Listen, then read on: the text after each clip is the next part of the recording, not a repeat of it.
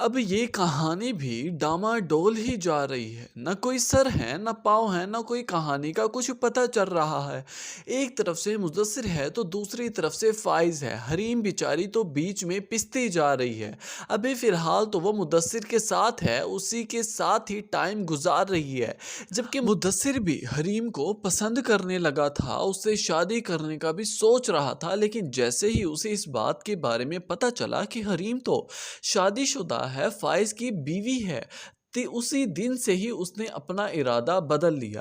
अब वो इसी कोशिश में है कि किसी तरह हरीम और फ़ाइज़ की सुलह करवाकर इनका घर दोबारा से बस जाए, इनकी सारी रंजिशें, साजिशें ख़त्म हो जाएँ। अस्सलाम वालेकुम नाज़रीन, ड्रामा सीरियल खुमार की अगली किस्त की रिव्यू प्रेडिक्शन की जानिब बढ़ते हुए आपको बताते चलें कि अब ये कहानी बहुत जल्द अपने एंड की जानिब बढ़ चुकी है, क्योंकि आपने जैसे कि प्रोमो में देखा कि फ़ाइज़ का एक्सीडेंट हो जाता है गाड़ी से। अब इस कहानी के दो रुख हैं। एक तरफ से तो ये अंदाज़ा लगाया जा सकता है कि अगर फ़ाइज़ की हो सकता है कि गाड़ी के एक्सीडेंट की वजह से मौत हो जाए। अगर वो मौत हो जाती है तो फिर हरीम और मुदस्सिर एक हो जाएंगे, जबकि ये नज़र भी आ रहा है, प्रिडिक्ट करने में भी आसानी हो रही है। और अगर इसके दूसरे पहलू की जानिब बढ़ें तो हो सकता है कि फ़ाइज़ का मामूली सा एक्सीडेंट हो, लेकिन हरीम और मुदस्सिर को पता चल जाए और वो उसे फ़ौरन से हॉस्पिटल लेकर जाएं, उसका ट्रीटमेंट और हो सकता है कि वो बच जाए। लेकिन उस एक्सीडेंट के बाद ये भी हो सकता है कि जब फ़ाइज़ अपनी नॉर्मल लाइफ में दोबारा हेल्दी हो जाएगा तो वो हरीम को अपने घर वापस ले आएगा, उससे माफ़ी मांगेगा, उससे अपोलोजाइज़ करेगा, सारी गलतियों की माफ़ी मांगकर उसके दिल से सारी नफ़रत दूर कर देगा। और इसी बात में हेल्प कराने वाला सबसे बड़ा काम जो सर अंजाम देगा वो होगा मुदस्सिर, क्योंकि मुदस्सिर नहीं चाहता कि हरीम का घर बर्बाद हो, उसे तलाक हो। जहाँ तक बात रही कहकशां बेगम की, जैसे ही जेल की सलाखों के पीछे से फ़ाइज़ निकल कर बाहर आएगा तो कहकशां बेगम के पास जाएगा,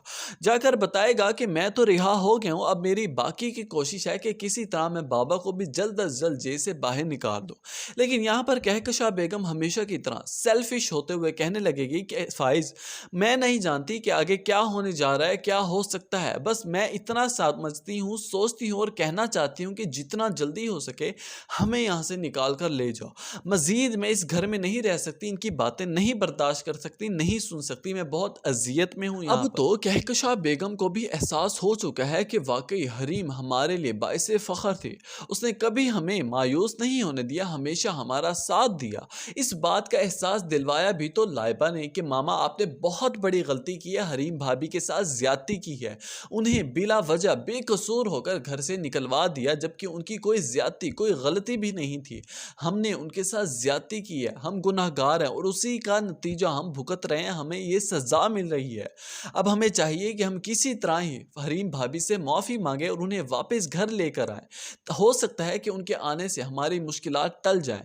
अब इस बात का अंदाज़ा कहकशां बेगम को हो चुका है कि वाकई हो सकता है कि हमारा रब हमें उसी चीज़ की आजमाइश दे रहा हो जो हमने ज़्यादतियाँ की हरीम के साथ। अब जब हरीम लाइबा को बचाती है, डाकुओं के जुंगल से लेकर जाती है अपने घर, हरीम तो उसके पास चली जाती है, सारी बातें शेयर कर देती है, मुश्किलात का भी हरीम को पता चल जाता है।